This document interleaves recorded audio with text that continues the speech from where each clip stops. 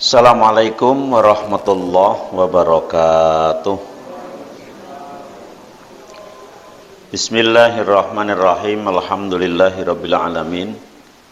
Nahmaduhu wa nasta'inuhu wa nastaghfiruh. Wa na'udzu billahi min sururi anfusina wa min sayyiati a'malina. May yahdihillahu fala mudhillalah wa may yudlil fala hadiyalah. Asyhadu an la ilaha illallah wahdahu la syarikalah wa asyhadu anna Muhammadan abduhu wa rasuluh la nabiyya ba'dah. Yang ketiga, at-tasmiyah wal isti'adzah inda dukhul. Dianjurkan membaca bismillah atau membaca doa ketika mau masuk. Bukan ketika sudah di dalam, tapi ketika mau masuk.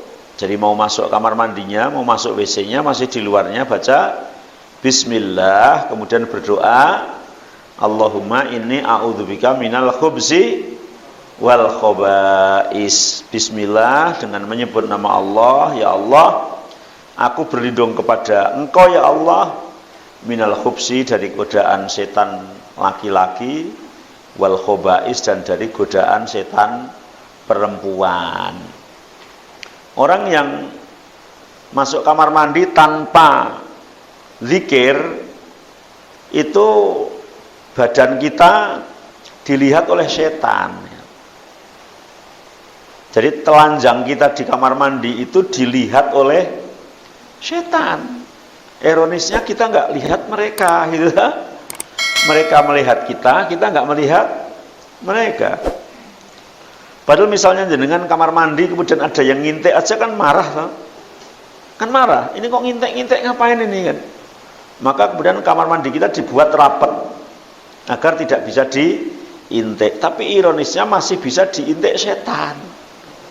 Dengan supaya setan tidak bisa melihat, maka pagernya itu dengan zikir. Dengan zikir Bismillah, Allahumma inni a'udzubika minal khubzi wal khobais, maka setan tidak bisa melihat kita.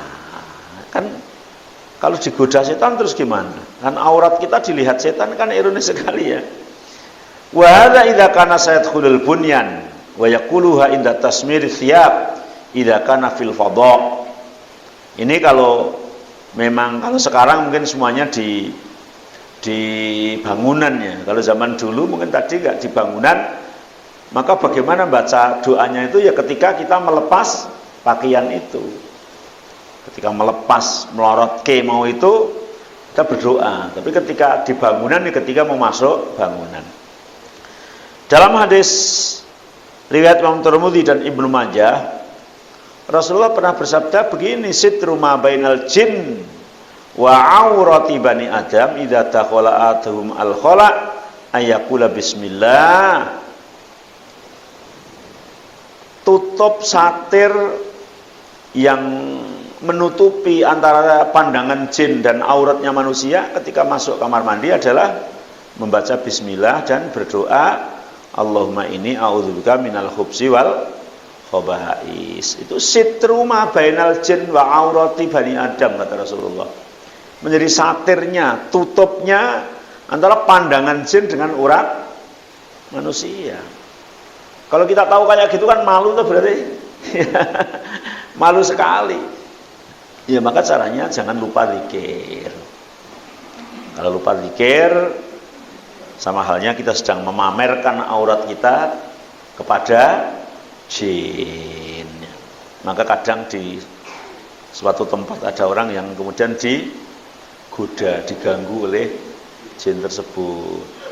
Pipisnya anyang-anyangan, sulit keluar, sakit dan lain sebagainya.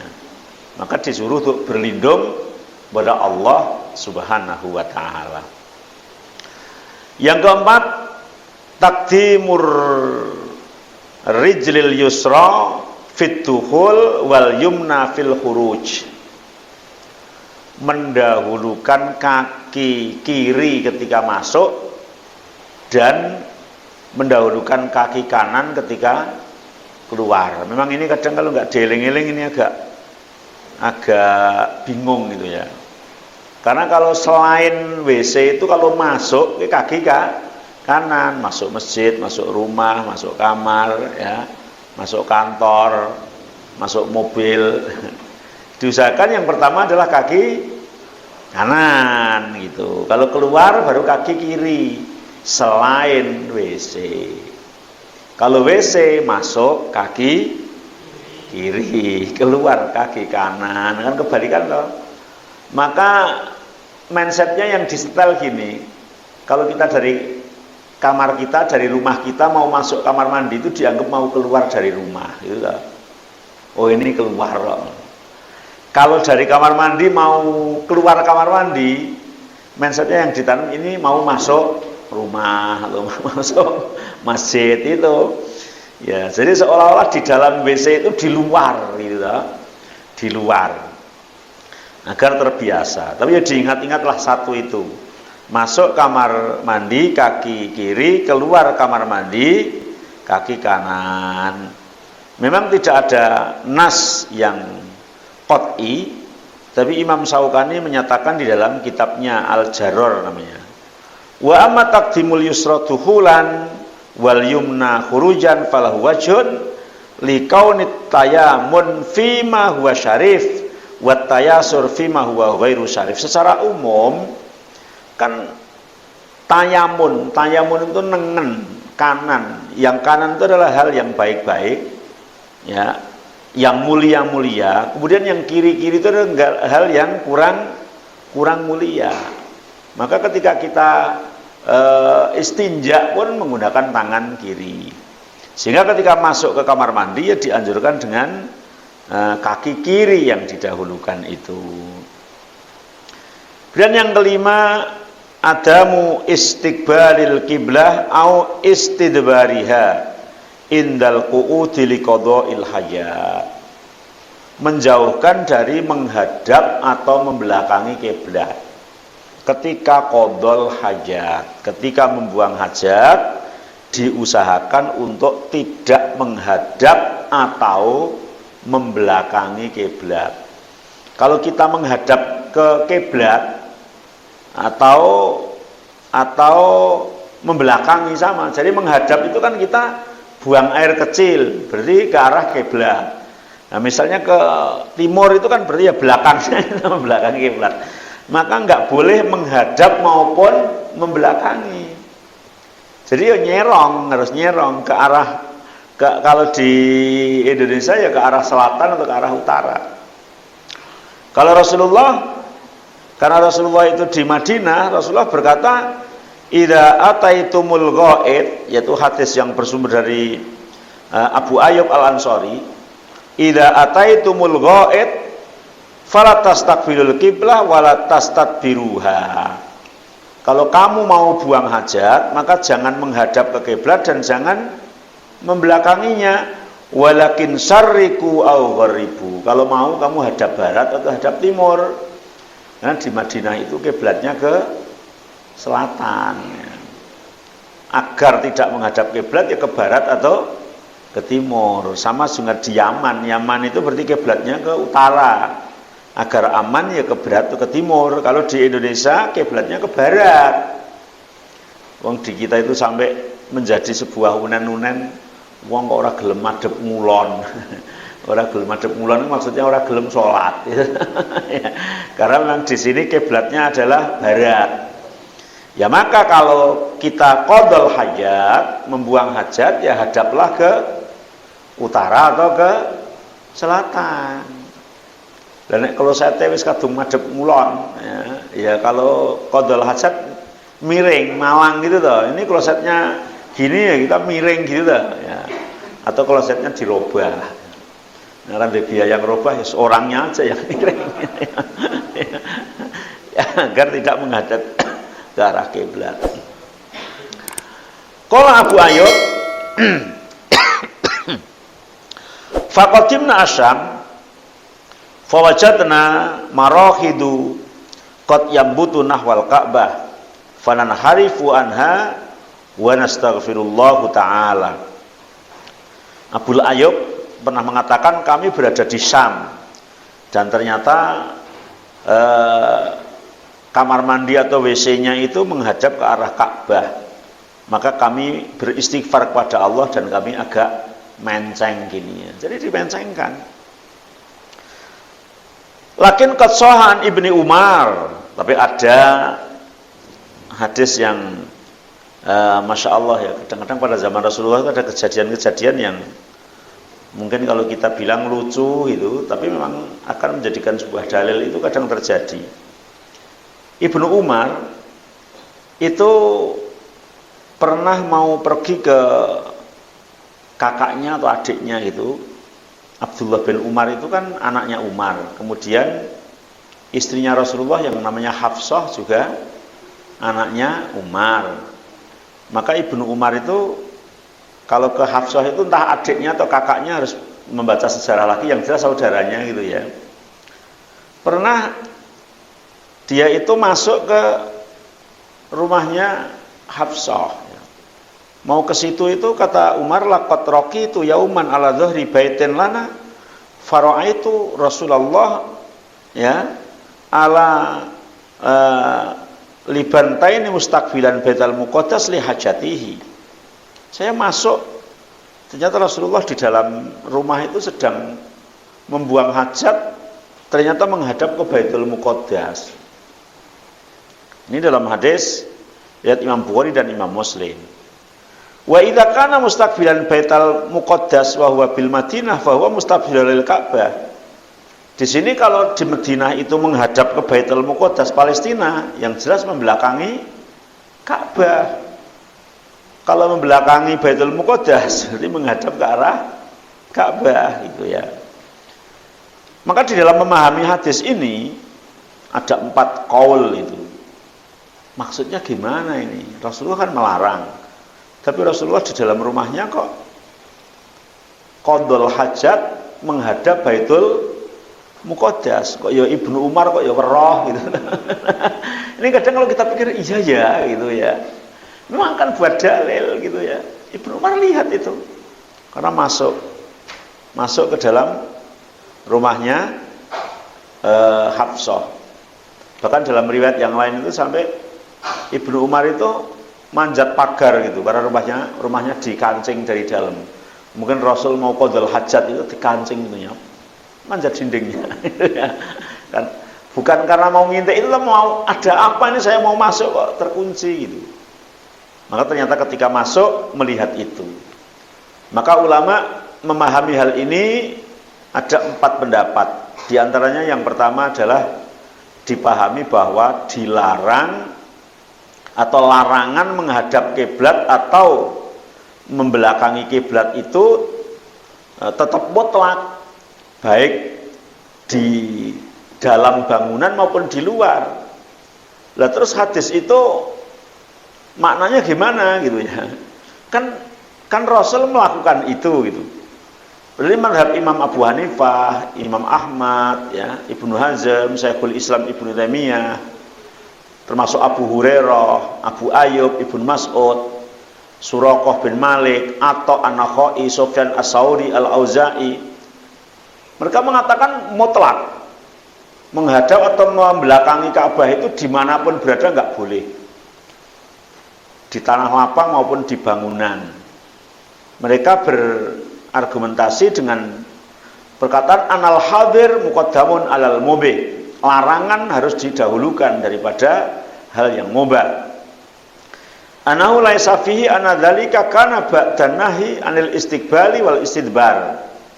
Karena tidak ada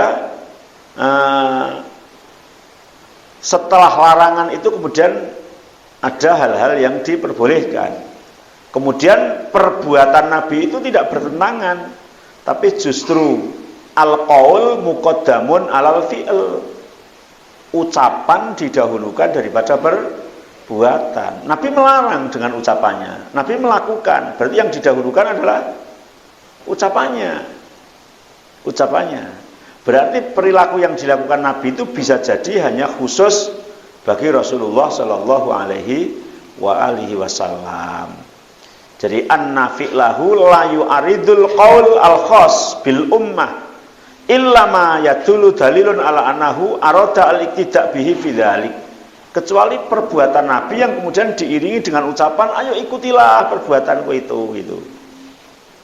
Karena ada larangan.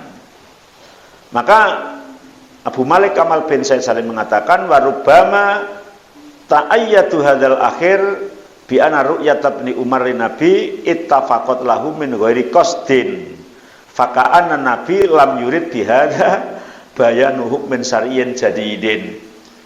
Imam Abu Malik Kamal berkata begini, Ibnu Umar itu melihat Rasulullah enggak sengaja loh. Bahkan dia harus manjat pagernya gitu loh. Bisa jadi Nabi itu enggak mau perilakunya itu dilihat oleh Ibnu Umar. Ini menunjukkan berarti kekhususan bagi Rasulullah Shallallahu Alaihi Wasallam. Pendapat yang kedua mensikapi hadis ini, annan nahya khosun bisokhro dunal bunyan. Yang dimaksud dilarang menghadap ke arah kiblat atau membelakangi kiblat itu adalah ketika berada di dalam tanah lapang. Kalau di bangunan ya nggak apa-apa.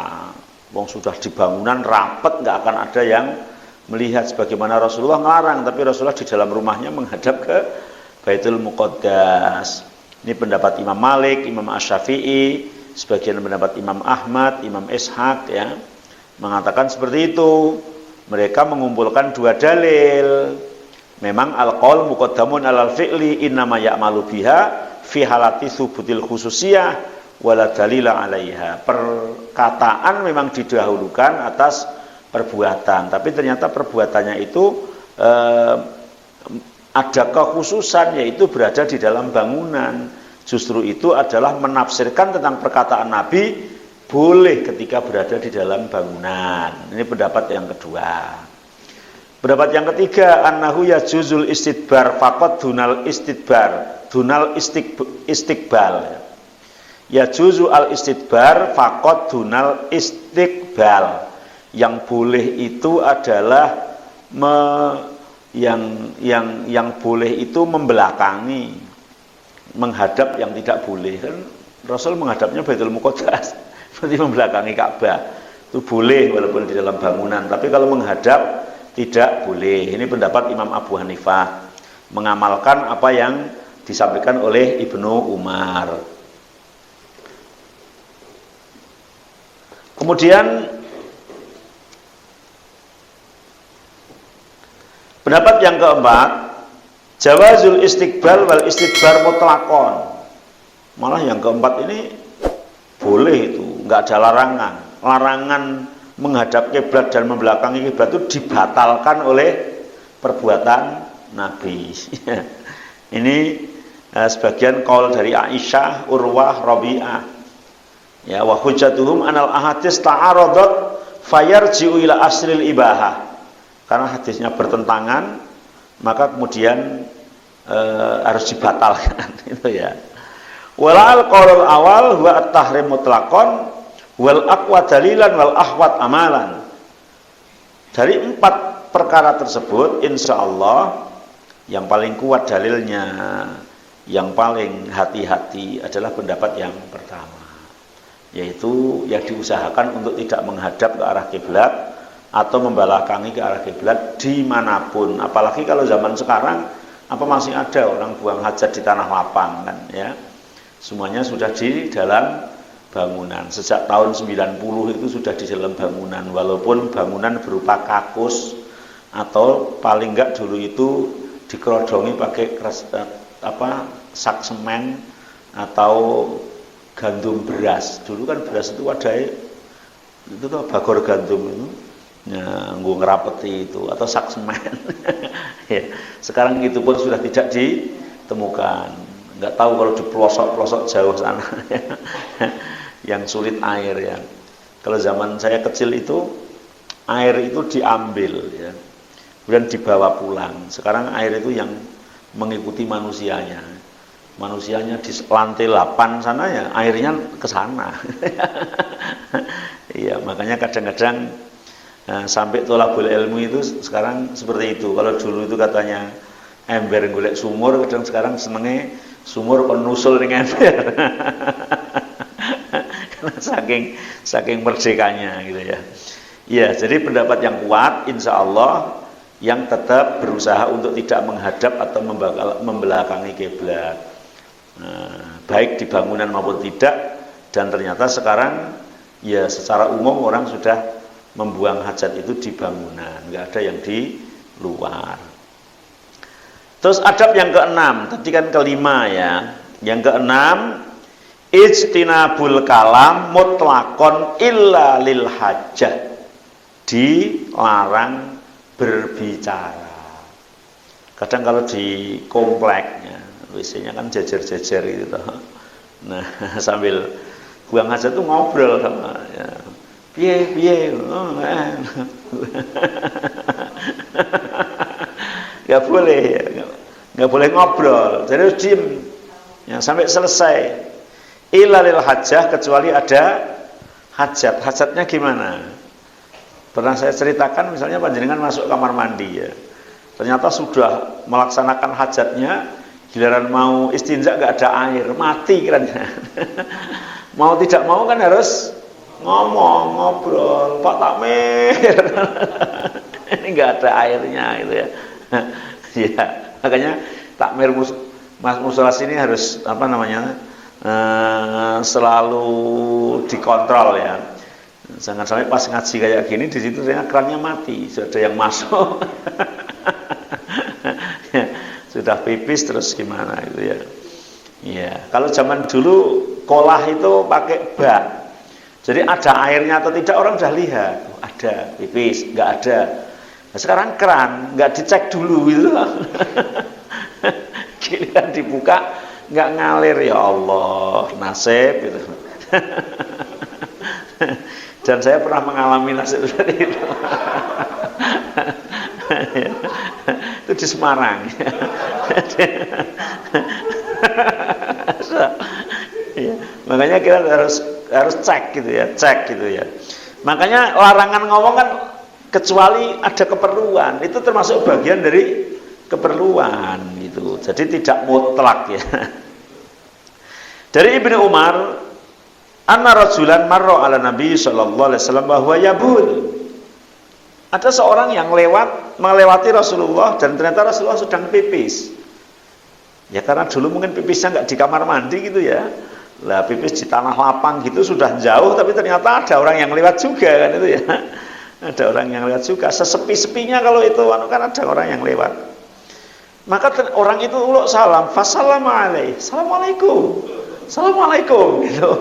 Tahu Rasulullah sedang pipis. Falam yarid alaih, maka Rasul tidak menjawabnya. Padahal jawab salam itu hukumnya wajib, tapi ketika Rasul sedang pipis nggak jawab, menunjukkan larangan. Waradus salam wajib, fatarkuhu yadullu ala tahrimil kalam. Meninggalkannya itu menunjukkan kalau omong itu tidak dianjurkan atau diharamkan, apalagi ketika itu zikir kepada Allah. Lakin idza takallama lil hajat allati la budda minha ka irsyati ahadin aw talqima'in aw nahwihi fa innahu yubahu lidarurah. Ngomong untuk menunjukkan orang. Misalnya jenengan di kamar mandi sendiri, itu ada orang yang celuk-celuk, kamar mandinya mana ini? Selare pipis kamar mandinya mana? Oh, sini. Mendekat ke arah suara. Itu namanya menunjukkan ya. Atau tadi meminta air atau juga yang lainnya. Ke kancing misalnya. Saya pernah itu. Jadi pengalaman buruk juga sering mengalami itu di salah satu sekolah di Semarang juga ya, rapat di sekolahan, nggak perlu tak sebutkan sekolahannya gitu ya. Masuk kamar mandi jeglek gitu, digelekkan pakai slot itu. Ternyata cekelannya slot yang dalam nggak ada gitu. Waduh lah ini. Nggak bisa dibuka loh setelah selesai. Waduh, terus gimana? Kebetulan HP nggak dibawa. Waduh, harus gembor-gembor, dok. Ya, karena kekancing dari dalam itu, masya Allah gitu ya. Makanya terus kita harus teliti apapun. Biasanya kayak gitu kan kesusu gitu ya. Jadi nggak cek, nggak apa. Urusan belakang ternyata lah, kalau ada orang, kalau nggak ada orang terus gimana ya. Yang ketujuh, ijtinabu qada'il hajat fi tariqin nas wa mustadhillihim. Ini walaupun 1500 tahun yang lalu, tapi di era abad 20 kemarin itu masih ada. Ini dilarang qadhul hajat itu di jalan lewatan orang atau tempat berteduhnya orang. Kalau dijelaskan tahun 2021 itu mungkin apalagi anak-anak yang lahir belakangan mesti mosok sih gitu. Mosok buang hajat di tempat lewatan orang. Buang hajat di tempat berteduhnya orang. Terus gimana? Mikirnya kan bingung kan? Tapi panjenengan yang menangi tahun 80-an apalagi 70-an kemudian di kampung-kampung itu bener ya. Jadi dulu orang berangkat ke sawah misalnya itu kan lewat jalan terobosan jalan setapak itu Pak. Ternyata ingin BAB itu ya dodok di situ gitu aja ya. Bener itu zaman dulu begitu. Maka kemudian orang yang lewat belakangnya itu kadang-kadang kakinya keinjak gitu. Waduh lagi. Ternyata bukan kotoran sapi atau kerbau, kotoran temannya gitu ya. Itu pernah zaman tahun-tahun itu. Dan itu tidak diperbolehkan. Mungkin zaman Rasul ya ada orang yang mungkin itu apa ya, nakalnya zaman itu gitu ya. Nakalnya zaman sekarang ya udah beda gitu. Nakalnya zaman itu gitu, tadi pipis kadang di bawah pohon, nggak taunya pohon itu yang paling rindang, kemudian sering orang itu berteduh di situ. Kok dipipisi ya, sehingga baunya semuanya pesing di situ ya. Itu zaman-zaman dulu masih ada seperti itu. Nah, apalagi mungkin 1500 tahun yang lalu begitu. Maka kemudian ada larangan. Ya. Maka Abu Hurairah mengatakan bahwa Rasul berkata ittaqul la'inain. Kamu harus waspada terhadap la'inain, yaitu dua perkara yang mendoakan jelek kepada kita. Wa mal la'inan ya Rasulullah? La'inan itu apa? Yaitu alladzi yatakhalla fi tariqin nas aw fi dhillihim. Yaitu orang yang buang hajat di tempat lewatan manusia, lewatan orang, atau di tempat berteduhnya orang ya. Itu zaman-zaman dulu kan masih seperti itu ya. Kalau sekarang insya Allah sudah ya, zaman kemajuan, orangnya sadar ya, nggak tahu kalau di kampung-kampung yang pelosok itu nggak tahu ya. Iya, Masya Allah, saya pernah bertamu ke daerah Kendal. Di Kendal itu karena saya orang pegunungan, di Kendal kan termasuk daerah bawah gitu ya.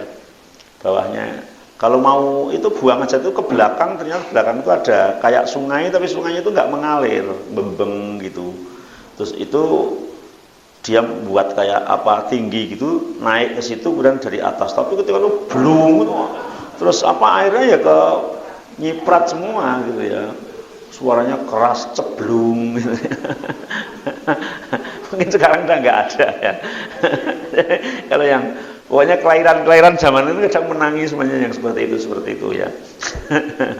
Makanya ini di apa namanya? Di nomor 8, larangan lagi. Istinabul tabul fil mustaham, makanal ightisal. Dilarang BAB atau BAK di air tempat kita mandi. Ya, kalau sekarang mungkin di kolam renang ya. Maka kolam renang itu kadang ditulisi nggak boleh pipis di kolam. Kalau mau pipis ke kamar mandi. Tapi kan ya nggak bisa ngontrol, namanya dia renang nggak tahu gitu ya. Nah, harusnya kalau orang Muslim nggak boleh gitu ya. Mungkin kalau dulu kan nggak ada kolam renang, tapi di sungai. Jadi ketika di sungai, yang sungai itu kadang kan belakangnya juga buat mandi, buat apa, maka tidak diperbolehkan. Jadi Nabi melarang orang itu pipis di tempat permandiannya, artinya di air yang, misalnya jangan di apa, bathtub ya, kemarin kan tentang mandi itu ya, kemudian pipis di situ, itu tidak boleh, itu dilarang. Kemudian yang ke-9 yang tadi saya ceritakan di Kendal, ini ada larangan istinabul tabul fil ma'ir raqid alladzi la yajri. Enggak boleh BAB atau BAK di air yang menggenang. Walaupun bukan tempat mandi kita, tapi air yang menggenang. Sampai suaranya seblung tadi kan. Ya. Jadi nggak boleh karena nanti kan ngumpul kotoran di situ ya. Nyiprati terus gimana gitu ya. Nabi melarang naha ayyubal fil ma'ir raqid. Nabi melarang pipis di air yang menggenang, maka tidak diperbolehkan. Yang ke-10, irtiyadul makan ar-rakhfi al-lain indat tabul wastinabil makan as-salbi ihtirazan min irtidadin najasati alaih. Memilih tempat yang tidak terlalu becek dan juga tidak terlalu keras. Kadang-kadang kalau zaman dulu ya itu misalnya ada yang namanya tempat sumur, pinggir sumur itu pun kadang terlalu kotor misalnya, sehingga ketika kita pipis malah yang menjadi mengotori gitu ya, menjadi mengotori. Tempatnya keras misalnya, kemudian gampang nyiprat, itu kan menjadi sebuah hal yang mengotori, maka dilarang.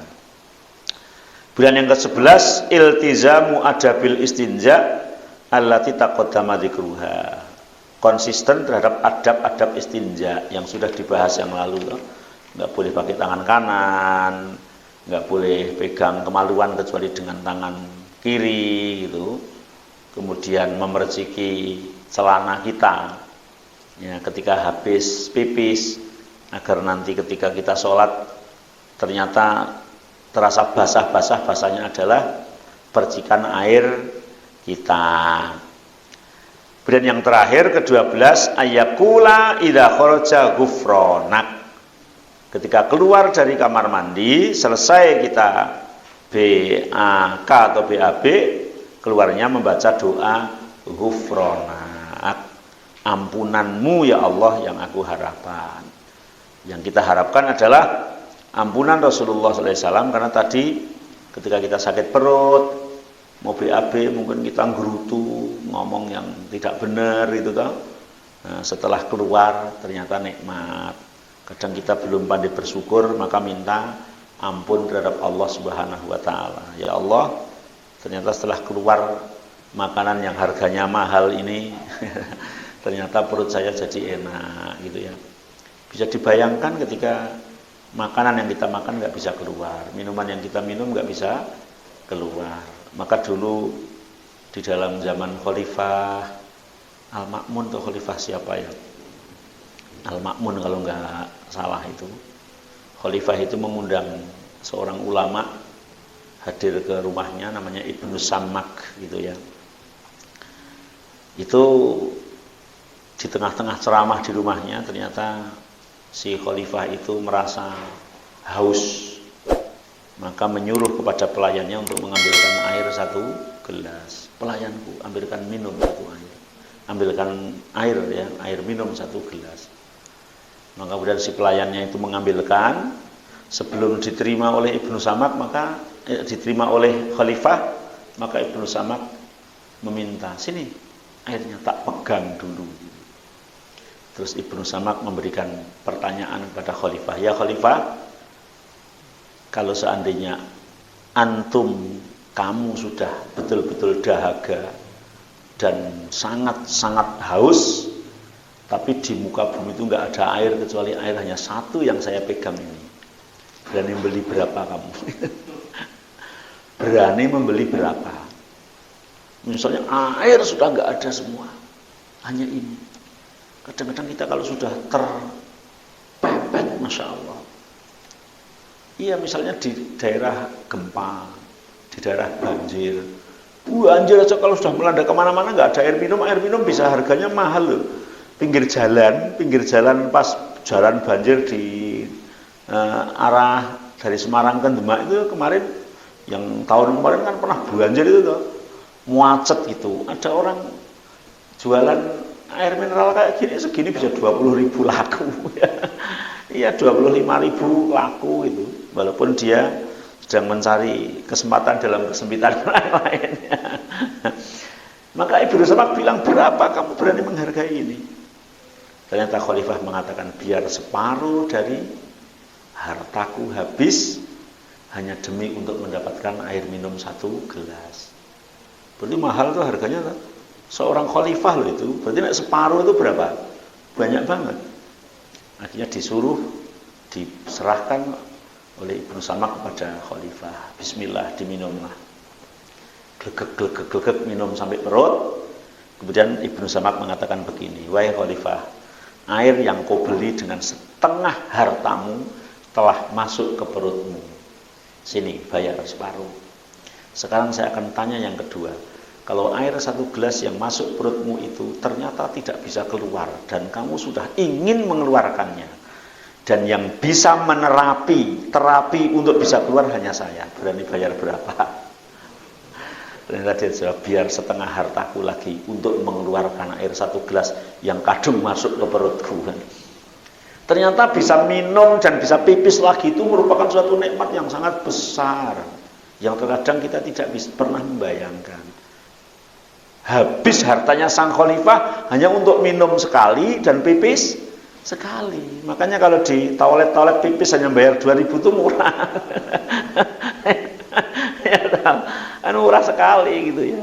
Masya Allah, itulah merupakan nikmat yang luar biasa, nikmat yang sangat besar yang perlu kita syukuri. Sehingga keluar dari kamar mandi pun masih zikir, ghufranak, ampunanmu ya Allah, aku ke minum lekak, nggak pernah merasa kalau yang saya minum itu airmu ya Allah. Maka nikmat yang luar biasa. Maka kata Allah, wa in ta'uddu nikmatallahi la tuhsuha. Kalau kamu mau menghitung-hitung nikmat Allah, niscaya kalian tidak bisa menghitungnya. Insya Allah yang akan datang ada judul, bolehkah laki-laki kencing sambil berdiri? Bolehkah laki-laki kencing sambil berdiri? Ya, sekian. Subhanakallahumma bihamdika asyhadu an la ilaha illa anta astaghfiruka wa atubu ilaik. Wassalamualaikum warahmatullahi wabarakatuh.